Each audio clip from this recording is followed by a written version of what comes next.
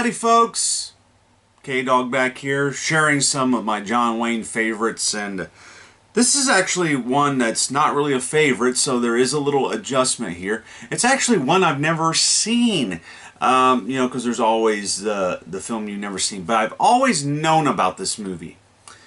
Well, because it appears in one of my favorite movies of all time. And you'll know what I'm talking about, and I'll come back to it, what I'm talking about.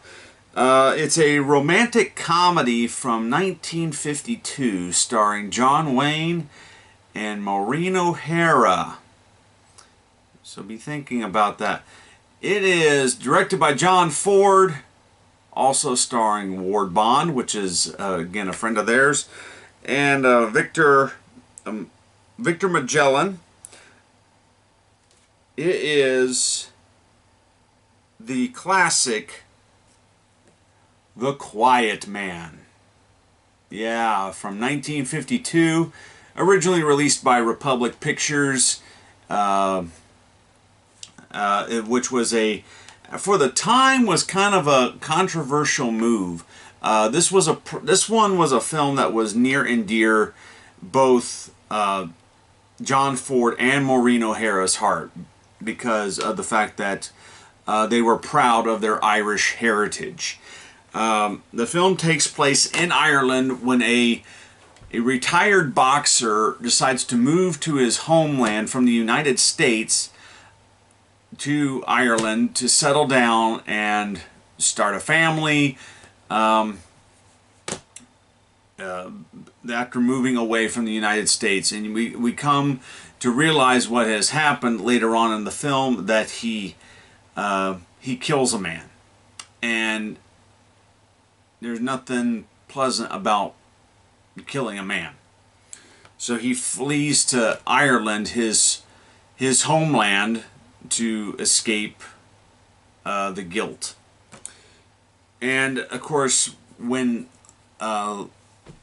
arriving in Ireland, he comes across a fiery redhead played by Maureen O'Hara, and she is living with her brother, who is controlling her inheritance. Maureen O'Hara's character is recently widowed. She was married once before, but her husband had died for whatever reason, and she's very insecure about herself and very quick-tempered, and she's very quick-tempered and very quick to flee from things and tries to run away. But John Wayne's character immediately falls in love with her, and it spends the first few years trying to win her courtship, and then finally is able to settle down and get married, but she refuses to really settle down until she receives her inheritance from her brother. And the brother is also kind of short-tempered and really doesn't want to give the inheritance away. Not only that, he is not too fond of John Wayne, his character, because he outbid him for the place where John Wayne is living, and it's the homeland, it's the home place where he was born. And so when he comes back to Ireland, he wants to buy the place, and does so. But things don't turn out too well, and the film kind of ends on a comedic note where where John Wayne and Victor McLaughlin, I'm having trouble saying his name. I'm sorry, but they had this huge fight and brawl just over getting the inheritance for Maureen O'Hara, and where she will finally settle down with John Wayne and live out their days happily and have a family. It's quite It's quite a humorous movie, and but also it does have its romantic charm. I mean, do not kid yourself. This is definitely a film that is very, very much I would say, what defines as a romantic comedy. It's because at various moments it is very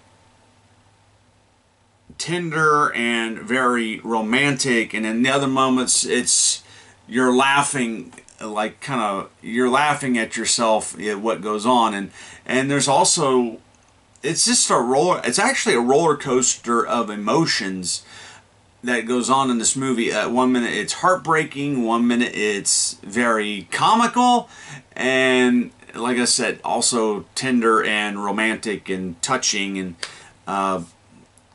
because you just you want this couple to really settle down, and they put things in the way. But yeah, it's a classic film, with John Wayne, Maureen O'Hara.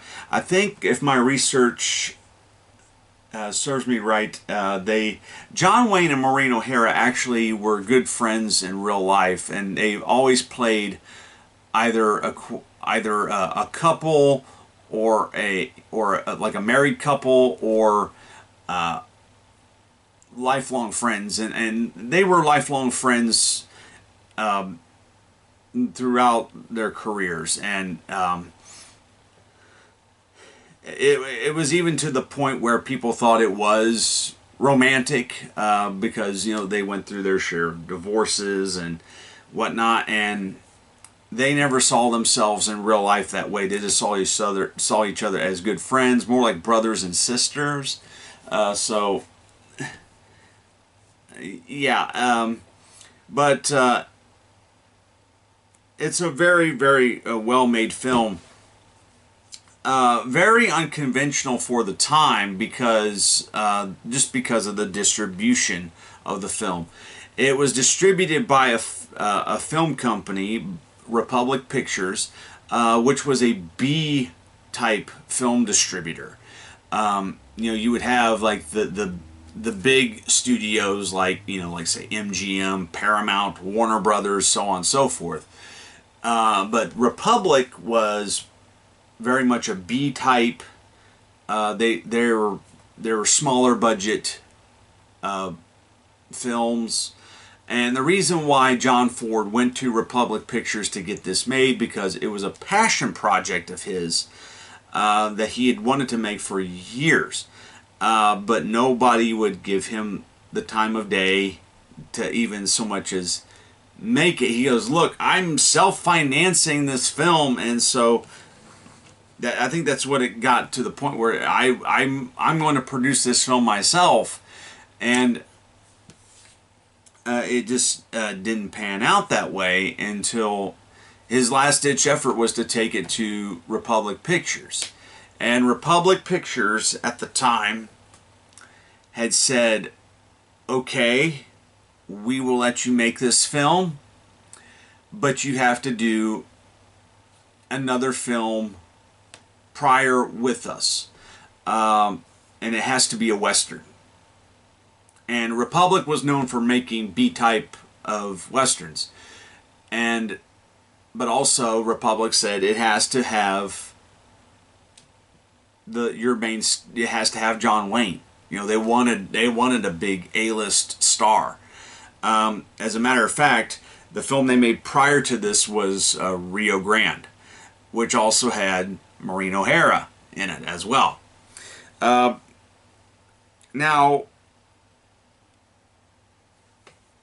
how I came to know this film was from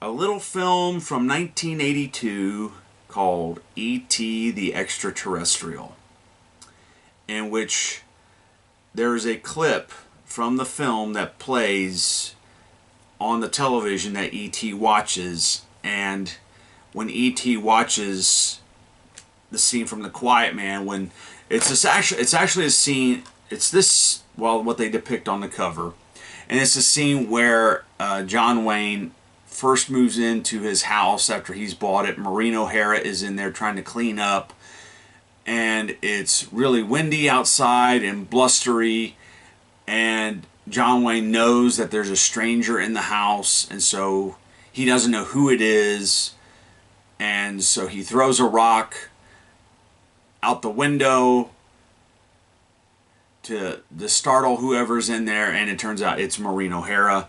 And that's when he grabs her, pulls her in tight, and just plants one on her. So yeah, it's a classic film. I don't know why mainly I didn't have it, but mostly I don't know why I haven't really watched that one. It's because if E.T.'s your favorite movie, you want to check out what was looking in what E.T. was watching there.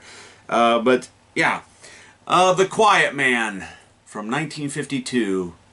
So do check it out. I think there's an even better Blu-ray release. This one was from Olive Films. From Olive Films. I think Paramount has since put out another version of this. Olive Films is a film licensing company, similar like Mill Creek or Shout Factory. So they have access to so many films like from MGM and Paramount. So and with this being a Republic Pictures release, Paramount has since required all of Republic's library and films, and so The Quiet Man is one of those films. So yeah, check it out on Amazon for a Blu-ray. You may find this version, or you may find the Paramount version, but it's a film worth checking out. It'll have you laughing, have you crying. It's just a roller coaster of emotions of a film. So, from me to you, see you later.